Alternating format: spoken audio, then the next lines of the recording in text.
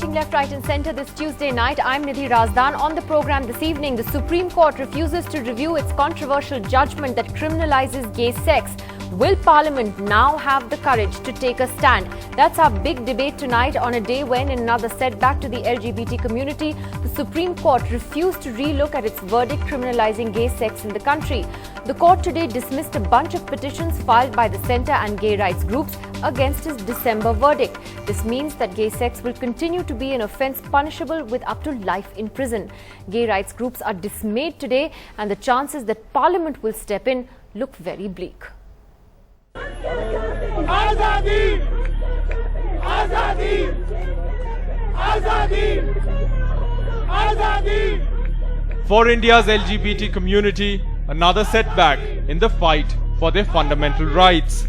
These protests came just hours after a two-judge bench of the Supreme Court refused to review the court's controversial December order which criminalized gay sex. Activists and the centre had approached the top court with review petitions which have all been dismissed. The only way out, a curative petition, which means an appeal to a larger bench, or for Parliament to intervene and scrap the controversial Section 377, which can send someone to jail for up to life. In our country, there's a disconnect between older people and younger people. You see, older people see things differently. Maybe there's a cause in that. In December, the Supreme Court had ruled that Section 377, a 19th century law, is constitutionally valid, sparking protests. The Delhi High Court had struck down the law in 2009, but the Supreme Court bench said it is up to the government to change laws. It is really a shameful, a black day in the history of human rights in India. Dismissing review petitions worth hundreds of pages in a few minutes, in half an hour, in a couple of lines, shows a contempt on their part. But does Parliament have the political will to take on this issue?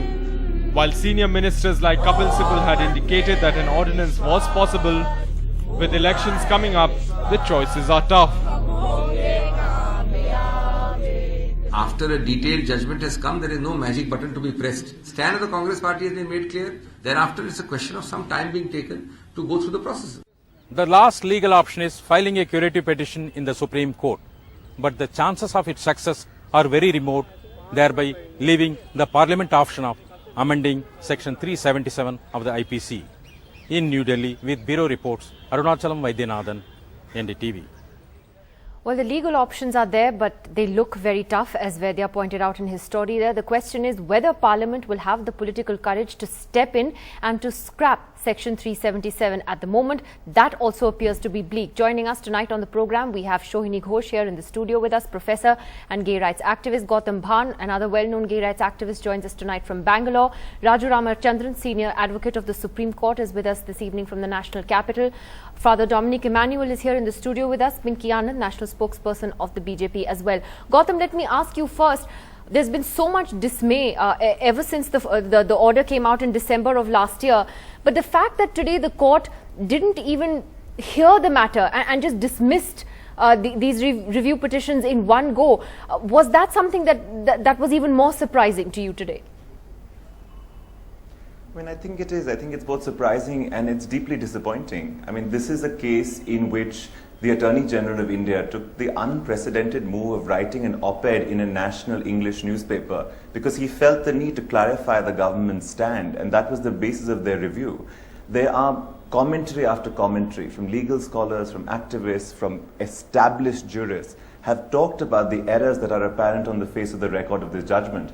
I think at this point, for an institution like the Supreme Court to disregard this kind of opinion and the petitions themselves is a really frightening sign for us. Its ability to not reflect and course correct on a question where we're talking, remember here, about errors apparent on the face of the record, technical errors that legally seem undisputed.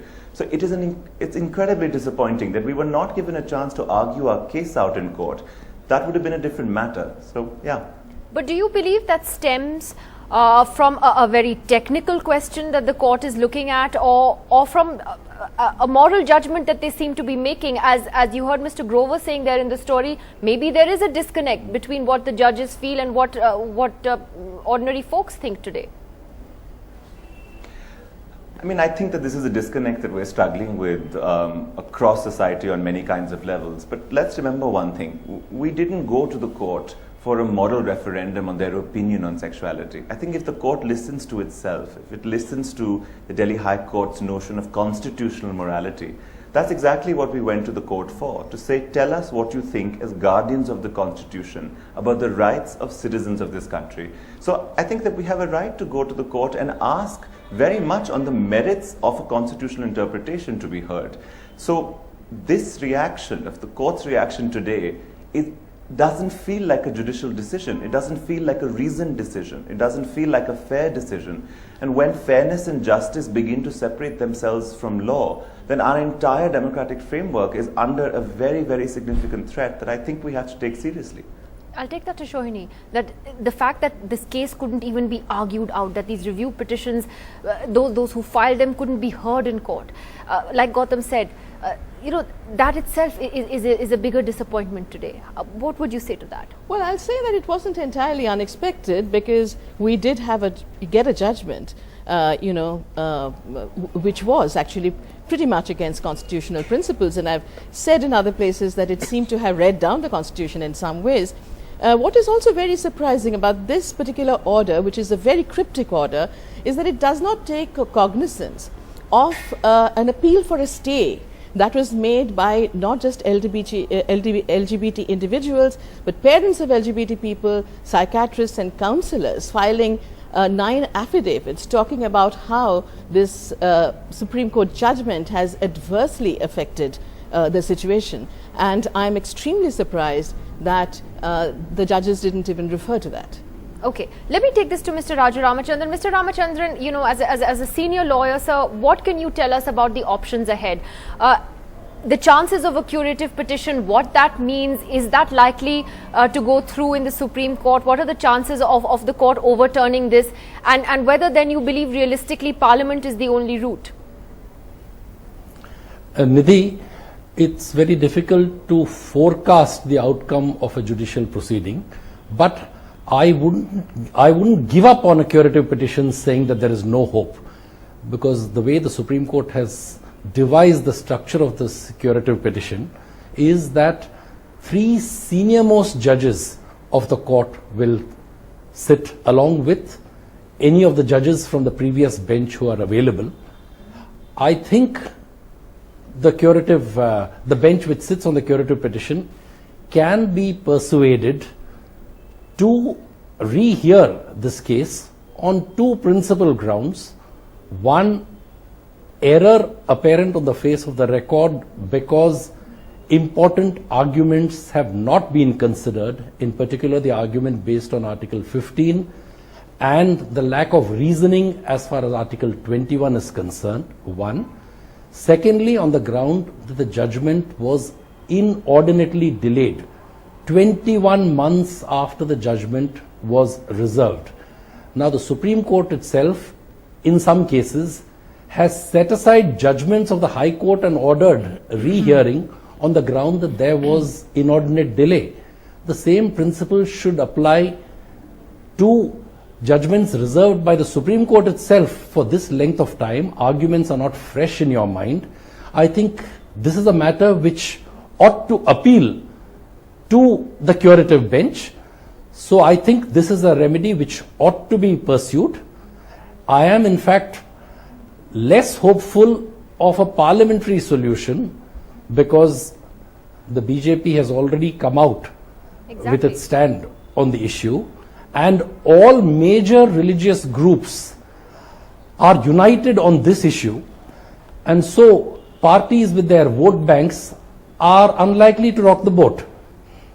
Okay, but Father Dominic, you disagree with that? Yeah, I want to take exception to what he's saying, that all religious groups are delighted. That's not quite true. I would say that I'm equally disappointed as far as the decriminalization has not taken place, because we have always held that we do not consider they are our brothers and sisters. They have different orientation, yes, and we do not consider them as criminals, and particularly to hear that they would have to undergo life imprisonment, I think it is simply too much. Having said that, I would say that the church particularly the Catholic Church is certainly welcoming the decriminalization aspect of the High Court in 2009, Delhi High Court, but that is how far it goes. But it still holds the view, and as I have repeatedly said, that also holds for heterosexual relationships, that anything outside of marriage in the church is a no-no, whether it is homosexual or heterosexual. And because homosexual relationships are not defined and cannot be defined in our understanding in marriage, so it stands as no. You know, while let me put it to you this way: while it is welcome that you're opposing the criminalization of homosexuality, one of the concerns that a lot of people have is that when you have something like Section 377 in the country, that there will be groups, perhaps religious groups, who will, in a sense, use that to look at the gay community in a certain way, to harass them, to persecute them, and therefore there needs to be a stronger stand that needs to be taken. That's why I would hasten to add that as far as the church is concerned, we are very clear that while we hold that they are different, we need to accept them with respect, compassion and sympathy, or understanding, not sympathy, but with understanding, and no hint of discrimination against them is allowed. They have to be accepted as people who, and we would like to journey with them and be with them, really. Shohini, would you welcome that before I get to the political parties? Well, I'm happy that you're supporting the decriminalization. That is certainly one step forward than looking at us as criminals. Okay, all right. And he's also offering you his support as well. But Pinky Anand, on the question then of political will, the BJP and your party president have already taken a position that they completely support what the Supreme Court did in December. Just tell me, you're a lawyer, you're a well-known lawyer, very outspoken yourself. Can you agree with that? I know you're a party spokesperson as well, but do you really believe that that's right? No, the question of right and wrong, I think, is always a grey area. When we were discussing this issue within the party, and the party president also took his viewpoint, what he was expressing, and there is no answer for that also, is that when you deal with a large cross section of people, when you're talking about this particular community, it is a small section of society, all said and done. When you deal with a large cross section of society, I mean, even when people are open to talking about it, people are against it in their own houses. They say, if there's any gay person in their own homes, they are against it, and that appears to be across board as far as the Indian society is concerned. So here you have a complete cross between what anybody may call conservative and what anybody may call liberal. I am not using these phraseologies, I am just saying these are typical phraseologies that is used in the current context. So society doesn't appear to be ready for it. As far as the political party's role is concerned, it is to nurture culture, it is to nurture the views of people, it is to ensure that what is right as per the model society, and people may differ with it, that's another matter. But there are large cross section who appear to be with the concept of saying they are not still open to accepting this idea. No, but there are about 5 things you said that jumped out at me right there, and one of them is that A, how does the BJP know what the moral compass of society is? I mean, how have you measured that? A. B, do you really believe that people want to throw gay people in jail for having sex? You really believe it should be criminalized? Isn't there a more progressive, liberal stand that the BJP could have taken on this? No, the question is what it could have done or couldn't have done is not the question, and how does it measure this moral compass? BJP is a grassroots level party, and BJP does have its representative through the country. There is no question on that score. So therefore, taking feedbacks from people and major sections of society is there. So you can't rule that out in any manner and whatsoever. Minorities don't have fundamental rights? No, question is not. No, the question is not of fundamental rights. The question is of morality here, and the question is of culture here, and the way it is viewed as far as the common perception of people is concerned. That is what is being talked about. As far as you say fundamental rights, there is no issue on fundamental rights not being available to any group of people. Here, in any case, you have the matter up before the Supreme Court. The Supreme Court has given a judgment, and I was just listening to some of my friends here who said, in review, they haven't had an opportunity, and therefore they feel that they have not been given justice. But let me tell you, Nidhi, in all matters of review, this is the way the matters get taken up. So I think there should be a changeover of the judicial system, because in review, the courts discuss the matter, hear the matter in chamber themselves, and only they are satisfied, then the matter goes to court and there is a full hearing. Okay, before I get Gautam and Shohini to respond to what you said, because I know they want to jump in, I want to ask Abhishek Singhvi then that the Congress at least, or at least your President and Vice President took a very strong stand saying that they didn't believe that the Supreme Court judgment was correct, that there was a need to review that Parliament should be seized of the matter. Politically, is the Congress really going to be able to push this when you have the main opposition party that is opposing it? And doesn't something like this call for an ordinance, Mr. Singhvi? You've asked three basic questions and they're all three important. First is the court proceedings, second is the legislation, third is the ordinance. Now, as far as court is concerned, there is one basic point which I think is the crux of the matter, which is being partly missed out. What the BJP representative just now said is broadly the essence of what the judgment of Justice Singhvi also says.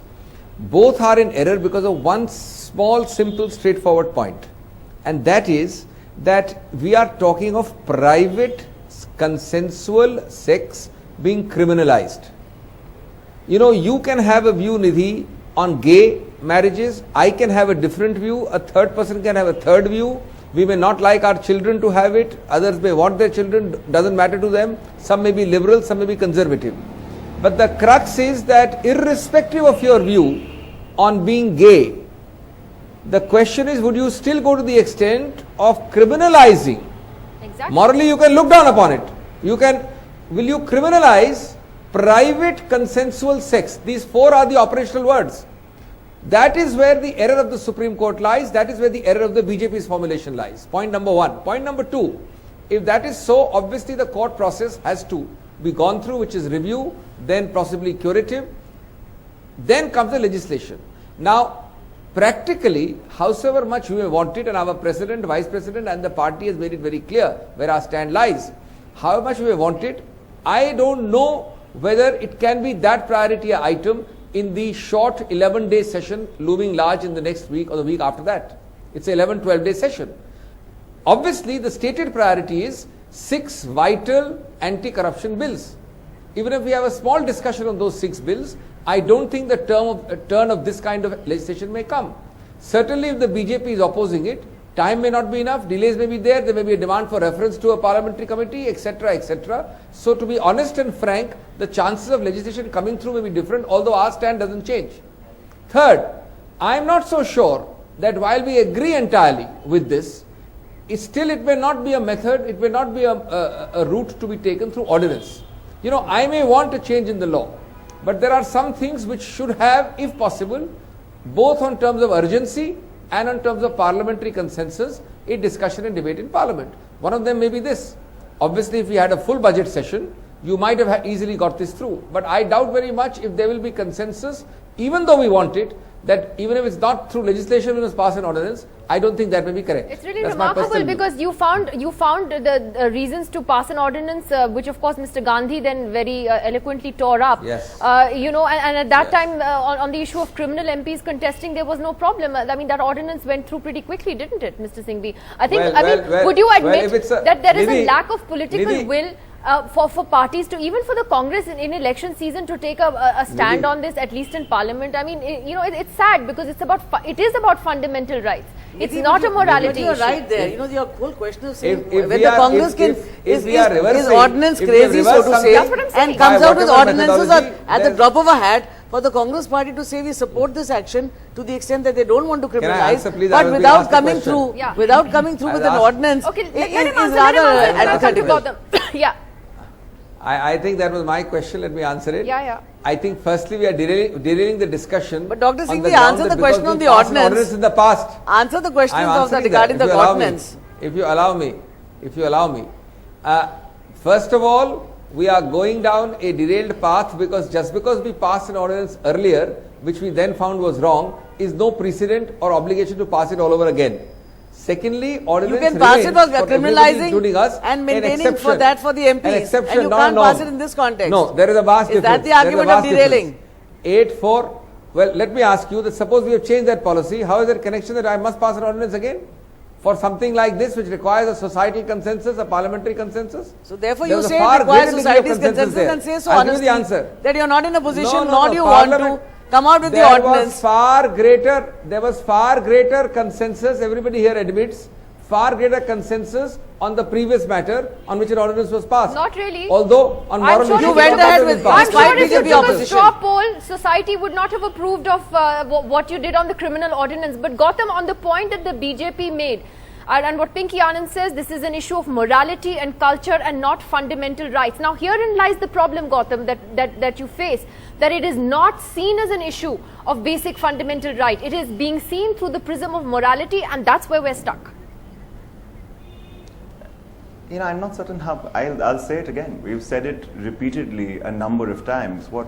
With due respect, what Pinky Anand has just said is that the violence and discrimination and torture and harassment that thousands of people suffer in this country is a question of moral disagreement and disapproval. I morally disapprove and disagree, ethically disagree with many things. Gautam, how many instances are there of this harassment that you're talking about? What are the kind of figures that you're talking about on harassment of this kind? Can I please I'll give you as many incidents as you want. Not instances. We as petitioners what is the filed percentage 12 of such harassment? affidavits Not in the court. numbers. No, I will give you a sense of this harassment. If you're saying that I don't have enough numbers, then what you're saying is what Justice Singhvi said, that until enough of us are discriminated in enough numbers, our rights will not work. And may I remind us of the Dalmia principle, that the constitutional and fundamental violation of rights of one individual is enough for our constitution to stand up in their name and their protection. I am willing to let you hold any moral position you have on homosexuality, but this is a debate on criminal law. And I think that the fact that we keep conflating morality and culture with criminal law, in that case, what is to stop any of us from majoritarian rule that puts ethical and moral disapproval to lord over the lives of people who we disagree with? This is an incredibly dangerous statement to make. And I think that if the question is Gautam, that you do not have it believe in other that there is instances, discrimination, you have, I'm sorry, just to interrupt you for a moment, when you talk about a girl who is raped, in the sense if she is under the statutory age, it is statutory rape, I mean that is also a moral and an ethical judgment, is it not? Because beyond that age you have consent. But there is, and that is something I don't find any aggravation about. Vicky, may I complete? My Please. only point to you is when there is questions of violation of consent and harm, we are in no disagreement. Private, consensual. Yes. Who is the victim under 377? Who is being harmed? Where is the violence?